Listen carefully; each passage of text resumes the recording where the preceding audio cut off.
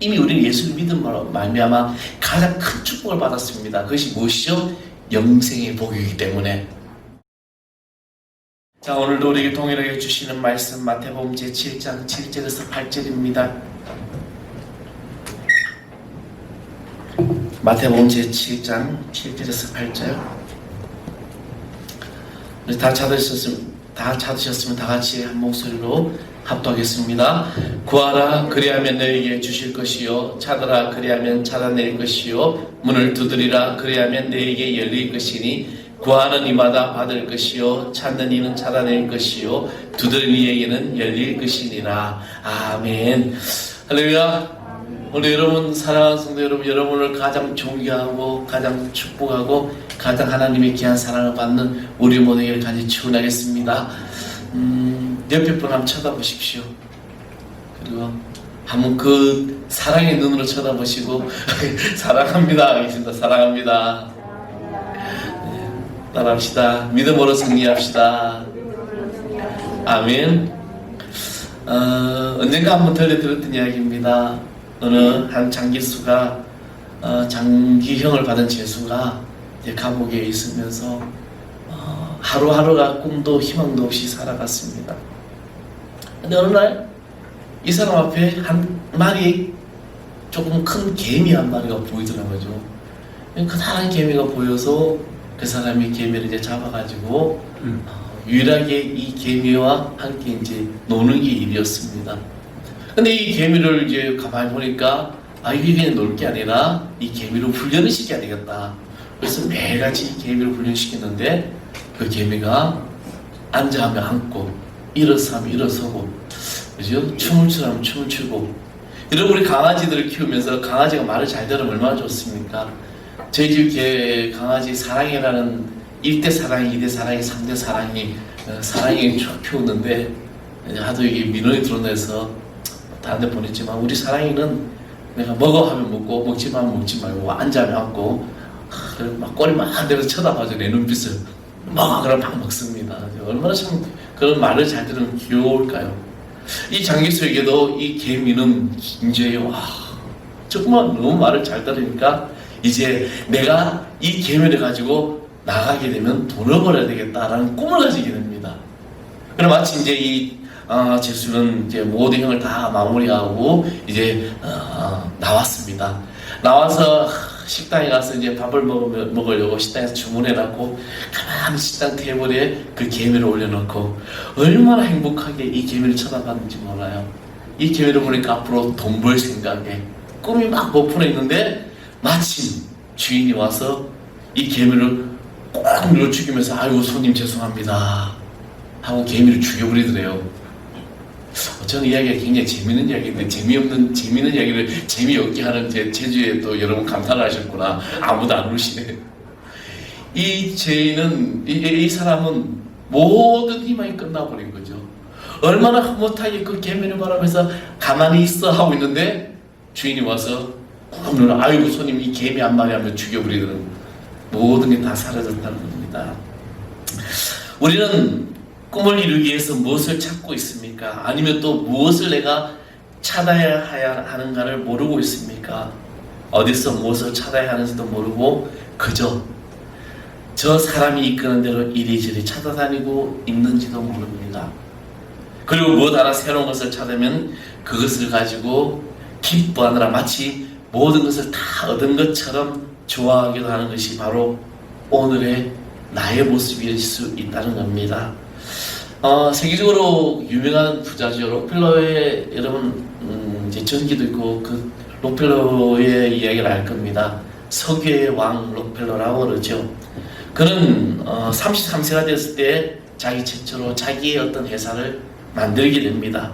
그런데 이 33살에 100만 달러의 돈을 벌면서 100만 장자가 되었습니다. 그리고 43세에는 미국에서 가장 커다란 그런 회사를 소유하게 되고 53세는 억만장자가 되어 세계 최대 갑부가 되었습니다. 그는 돈도 많이 벌고 명예도 모든 것 다 찾았기 때문에 어떻게 보면은 다 소유했다라고 볼 수 있었습니다. 그런데도 그는 53세에 행복한 사람이 되지 못합니다. 그에게는 알로페시아라는 탈모증과 비슷한 병이 있는데, 이 병이 뭐냐면 머리털이 빠지면서 눈썹도 빠지고 몸이 채채 빠져가는 그런 병이에요. 그러다 어느 날 의사로부터 결정적인 소식을 듣습니다. 이런 상태로는 1년을 견딜 수가 없습니다.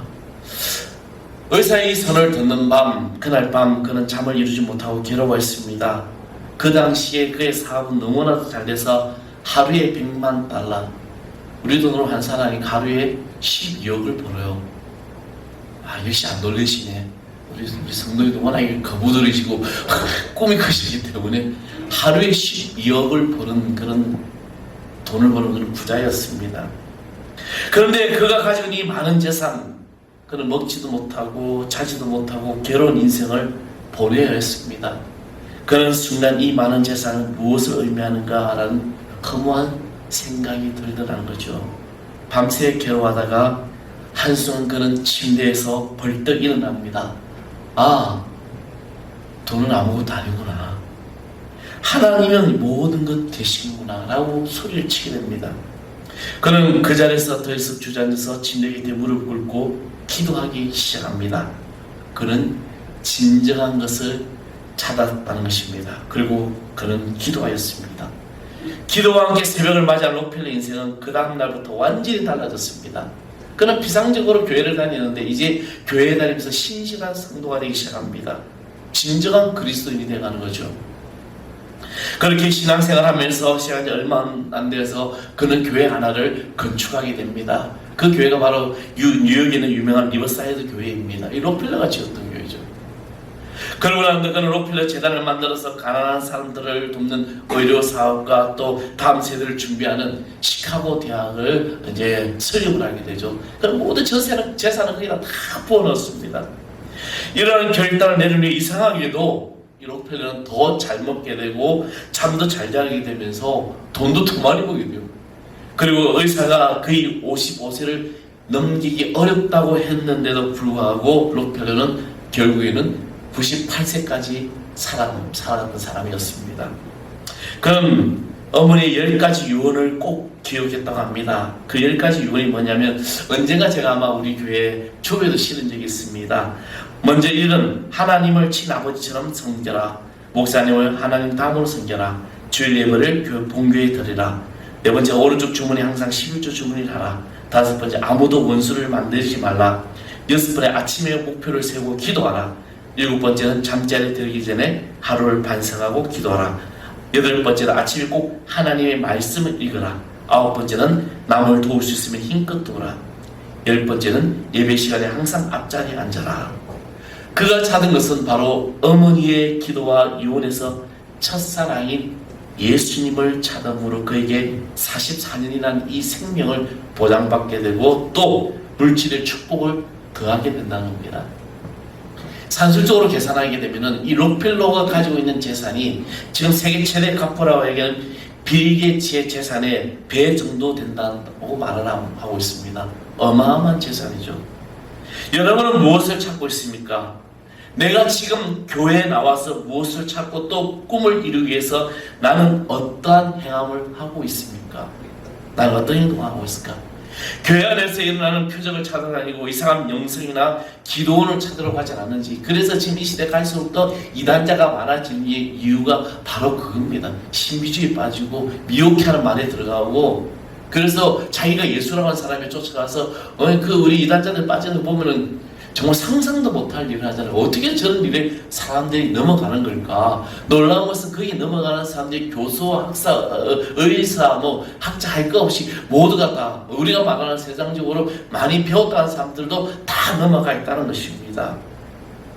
우리는 무엇을 향하고 있을까? 우리는 이런 것을 찾아가지 아니하고, 우리는 또 더 좋은 것을 찾기 위해서 자기 눈에 보이는 것을 찾아다니고 있지는 않습니까? 골로새서 2장 3절의 말씀에 보면 그 안에는 지혜와 지식의 모든 부하가 감추어 있느니라 라고 말했습니다. 우리가 찾아야 하고 바라봐야 할 것이 있다면 그것은 바로 예수 그리스도입니다. 우리는 예수님을 찾아야 돼요. 그 안에는 지혜와 지식과 모든 부하가 거룩하다고 말씀했습니다. 영생은 유일하신 하나님과 그의 보내신 자 예수 그리스도를 아는 것이라고 요한복음서에서 말씀하고 있습니다. 여러분 영원한 생명을 얻기를 원하십니까? 그렇다면 우리는 예수 그리스도를 찾아야 됩니다. 사랑하는 성도 여러분, 여러분은 꿈을 이루기를 원하십니까? 지금 이제 3주 동안 이 꿈에 대해서 꿈을 이루기 위해서 우리가 해야 될 것이 많은데, 지난주가 꿈을 이루기 위해서 무엇을 해야 되고 하라고 했죠? 구하라. 오늘은 꿈을 이루기 위해서 우리의 무엇을 찾으라. 그렇다면 찾으십시오. 누구를? 예수 그리스도를 찾으십시오. 그런데 우리가 진정 예수님을 찾고 있을까라는 거죠. 내가 신앙생활 1년하고 10년하고 20년하고 30년 그게 중요한 것이 아니에요. 내 삶에 내가 진정으로 예수님을 내가 찾고 있고 내 안에 예수님이 계심을 믿음으로 고백하면서 살아가고 있느냐. 주님은 분명히 말씀하셨습니다. 찾으라. 그러면 너희가 찾을 것이요. 자, 이 말씀을 역설적으로 여러분 말하면 너희가 찾지 않으면 어떻게 해요? 찾지 못한다는 것입니다. 성경을 말씀을 읽어도 예수님이 보이지 않습니다. 그래서 우리 말씀의 참다운 진리를 발견하지 못한다는 겁니다. 내가 말씀을 읽는데 말씀이 내 마음에 안 와요. 예배자에 나와서 예수님을 찾지 못하니까 은혜와 축복의 말씀이 내 귀에 들려지지 않습니다. 이 자리에 나와서 내가 예배를 드려도 내 안에 감동이 일어나지 않고 삶의 치유가 일어나지 회복이 나지 않는다면 내가 진정으로 예수님을 찾지 않는다는 것입니다. 그렇다면 이 예수님을 찾기 위해 나의 행함은 무엇부터 시작되어야 될까? 그럼 내가 예수님을 찾으려면 무엇부터 해야 돼요? 예배 열심히 나와야죠. 당연한 거죠. 이 공적인 예배, 모든 예배는 우리는 생명을 걸고라도 드려야 되는 것이 예배입니다. 오늘 젊은 세대가 지금 왜 예배에 떠날까? 이 온라인 예배가 참 말같이 다닌 걸 만들어가지고 지금 너무나 편하게 예배를, 이것이 예배라고 이야기를 하죠. 물론 우리가 이 코로나 확산 때문에 우리가 비대면 모임을 우리가 하는 것은 중요합니다. 그런데 일주일에 한 번 1시간 모이는 거 가지고 그처럼 이야기되는 것은 잘못된 그런 거죠. 예배 자리에서 나오는 당연한데, 그렇다면 우리는 내가 예수님을 찾기 위해서 첫 번째 해야 될 것이 있다면 바로 우리는 주님의 첫사랑을 찾아야 합니다. 첫사랑, 내가 처음 주님을 만났던 첫사랑. 여러분, 첫사랑은 애틋하죠. 혹시 여러분 첫사랑 누구나 한 사람 다 있겠지요. 그렇죠? 저도 첫사랑이 있고, 그래서 그 첫사랑이 가끔 생각나면 나도 그럴 때가 있었구나 라는 생각이 들 때가 있습니다. 근데 이게 이제 확률적으로 계산해 보니까 우리는 첫사랑은 다 실패한다라고 얘기를 하잖아요. 근데 확률적으로 보니까 첫사랑을 한 사람이 실패한 사람이, 첫사랑을 했던 사람들은 행복하게 살고 있는 게 더 많다는 겁니다. 더 행복하죠. 록펠러가 바로 이 예수님을 만난 첫사랑이 회복되었다는 것입니다. 예수님을 찾으니까. 우리의 첫사랑, 친구 첫사랑을 찾으라 해서 여러분 첫사랑 만나러 가라는 게 아니고, 신앙적인 첫사랑 예수님을 찾으라는 겁니다. 내가 처음에 예수님을 만났을 때 나에게 오셨던 주님, 상한 심령 어루만졌던 주님, 정말 내가 힘들어 찾았을 때 나의 손을 잡아주셨던 주님, 그 예수님을 찾으라는 겁니다. 예수님과 우리의 이 첫사랑이 다시 회복될 때 우리는 주님의 그 놀라운 일들을 해나가시다는 것이죠. 여러분들 어떨 때 주님을 만났습니까? 저는 방황하고 힘들어하고 지쳐있을 때, 정말 하나님이 없다고 막 그렇게 부르짖고 다닐 때 저에게 찾았던 주님, 평생 아마 저는 이 기억을 잊을 수가 없습니다. 나에게 오셨던 주님, 나의 손을 잡아주셨던 주님, 그리고 나에게 들려주셨던 그분의 분명한 음성, 바로 그 주님의 첫사랑이죠. 그래서 늘 그것을 기억하면서 항상 내가 다른 길을 갈 때 또 그것을 생각하며 이 길을 적어보는 것이죠. 우리는 예수님과의 첫사랑을 다시 찾아야 될 줄 믿습니다. 이것을 행하십시오. 나의 첫사랑을 회복하자. 두 번째는 진리를 찾아야 됩니다. 요한복음 8장 32절에 보면 진리를 알지니 진리가 너희를 자유케 하리라. 여러분, 진리가 무엇입니까? 진리는 복음의 진리를 말합니다. 복음의 진리는 또 무엇입니까? 우리가 예수를 믿으면 구원을 받는다. 구원받아 천국의 백성이 되는 것이죠. 그래서 예수를 믿으면 어떻게 됩니까? 예수 그리스도를 믿으면 죄에서 자유함을 얻게 된다는 것입니다. 이 세상 그 어떤 것에서 우리를 참 자유를 줄 수가 없습니다. 여러분 진정으로 자유하십니까? 아유 목사님 자유는 무슨 놈의 자유요. 하루하루 다른 데 쳇바퀴 돌아가시 힘듭니다. 지금 교회 행정명령은 기도회다 소그룹 모임이다 모든 것이 다 금지되어도 우리에게는 참된 자유함이 있습니다. 그것은 바로 예수 그리스도의 은혜로 힘입어 죄와 사망에서 우리가 승리하였기 때문입니다. 아멘. 우리는 자유한 거죠. 아무리 행정적인 명령을 할지라도 우리가 예배함에 있어서 내가 예수 그리스도 안에서 내가 참된 자유함을 누리는 겁니다. 진리가 우리를 자유케 한다. 예수를 믿음으로 말미암아 죄와 죽음에서 자유함을 얻게 된다는 것입니다. 이 진리를 찾음으로 말미암아 나에게는 놀라운 환희와 은혜를 다시금 우리가 볼 수 있다는 것입니다. 예수를 믿어도 이 진리를 발견하지 못했기 때문에 우리는 뜨거움이 없는 거예요. 사모함이 없는 것입니다. 그저 남들이 그렇게 하는 것 같아서 내가 하는 것 같아. 여러분이 귀한 시간에 우리가 왔다면 사모하며 이 진리를 발견함으로 여러분이 참된 행복을 누리시기를 간절히 축원하겠습니다. 사랑하는 성도 여러분, 이제 여러분 꿈을 이루게 찾으십시오. 주님의 첫사랑을 찾으시고 주님 앞에서 내 모든 진리를 발견하고 하늘의 소망을 찾고 나갈 때 이 꿈이 이루어질 줄 믿습니다. 주 성령이 오늘 여러분 가운데 오셔서 여러분을 다스리게 해주시고 여러분을 찾는 모든 것이 하나님께서 놀라운 역사로 나타나는 귀한 축복이 주여 우리 성도들에게 임하게 하여 주시옵소서. 아버지 하나님, 오늘 주의 우리가 고백하며 나왔습니다. 우리를 받아주시고 우리 한국 교회와 또 이 나라와 이 민족 위에 주여 친히 개입하여주셔서 모든 것이 안정되고 모든 것이 회복되는 역사가 주여 나타나게 하여 주옵소서. 특별히 하는 사랑의 재단이 주님 앞에 구원의 방주 역할을 감당하고 주님이 종말의 시대에 깨어있는 재단 되게 해주시고 기도의 재단 되게 하여 주옵소서.